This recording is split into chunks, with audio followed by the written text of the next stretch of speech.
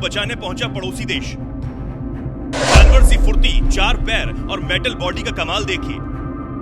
भारत के इस दांव से बांग्लादेश पिसेगा, यूनिस भी परेशान।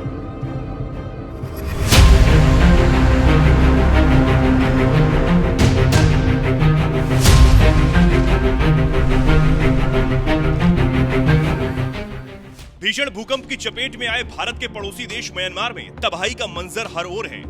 बड़ी बड़ी इमारतों के ताश के पत्तों की तरह ढह जाने से हजारों लोगों की जान अब तक जा चुकी है। लेकिन इस मुश्किल की घड़ी में भारतीय सेना हर मदद के लिए म्यांमार में मौजूद है। भारत के जवान म्यांमार के लोगों के लिए किसी देवदूत से कम बनकर नहीं पहुंचे हैं और सेना का साथ देने के लिए वह काम कर रहे हैं रोबोटिक डॉग। पूरी मेटल बॉडी, 4 पैर, जानवर सी रफ्तार और भारतीय सेना का नया साथी म्यूल उन इमारतों में जाकर लोगों को खोज रहा है जो पूरी तरह से झुक गई हैं और जहां जाना खतरे से खाली नहीं है। इसलिए अब रोबो म्यूल ने मोर्चा संभाल लिया है।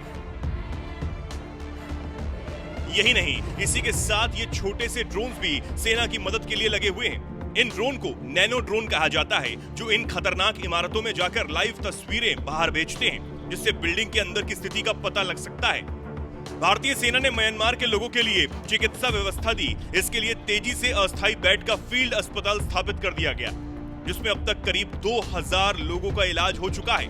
ऑपरेशन ब्रह्मा के तहत सेना ने बेहद तेजी से म्यांमार तक मदद पहुंचाई है, लेकिन इसके पीछे भारत की एक बड़ी रणनीति भी है।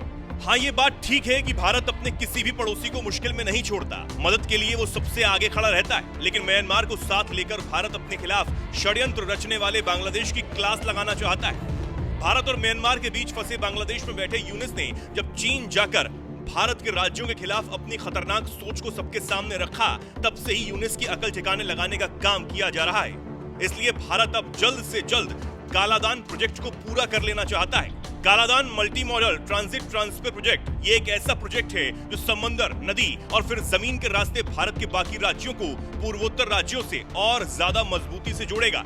ये प्रोजेक्ट कोलकाता से म्यांमार के सितवे पोर्ट होते हुए मिजोरम तक जाएगा। इस प्रोजेक्ट के पूरा हो जाने के बाद भारत के उत्तर पूर्व राज्यों से बाकी देश से जोड़ने के लिए एक और वैकल्पिक रास्ता मिल जाएगा। ये प्रोजेक्ट भारत के लिए बेहद जरूरी है।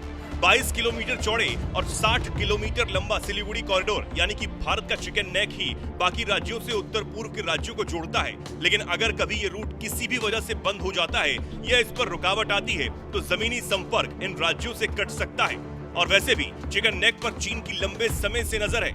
2017 में डोकलाम में चीन की हरकत ने उसकी मंशा को और ज्यादा साफ कर दिया था। उसकी नजर इस सिलीगुड़ी कॉरिडोर पर है।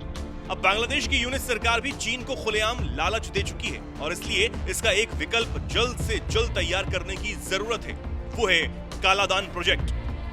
कुल 900 किलोमीटर के इस प्रोजेक्ट को 2008 में मंजूरी मिल गई थी। उस वक्त इसकी लागत 535.91 करोड़ रुपए आने का अनुमान था, लेकिन 2015 में लागत बढ़कर 2904 करोड़ रुपए हो गई। इसका पूरा खर्च भारत ही उठा रहा है, लेकिन लगातार होती देरी से परेशानी भी खूब हो रही है।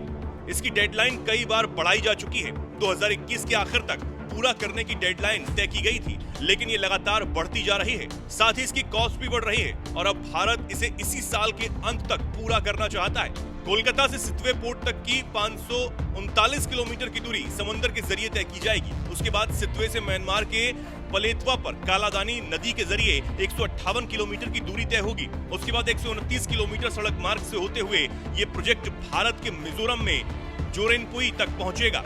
जोरेनपुई से भारत में 88 किलोमीटर की सड़क लॉन्ग तलाई पर खत्म होगी। देरी की सबसे बड़ी वजह म्यांमार के रखाइन प्रांत पर अराकान आर्मी का कब्जा है। कई जगह कालादान प्रोजेक्ट पर काम अराकान आर्मी के दखल से ही रुका हुआ है। सितवे पोर्ट म्यांमार के रखाइन प्रांत में है, जहां अराकान आर्मी की बड़ी ताकत मौजूद है।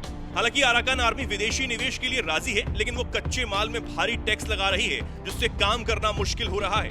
म्यांमार में चीन ने बड़ा इन्वेस्टमेंट भी किया है। इसे काउंटर करने के लिए अब भारत ने पूरी ताकत वहां झोंक दी है। कालादान प्रोजेक्ट के पूरा होते ही बांग्लादेश का खेल लगभग खत्म हो जाएगा।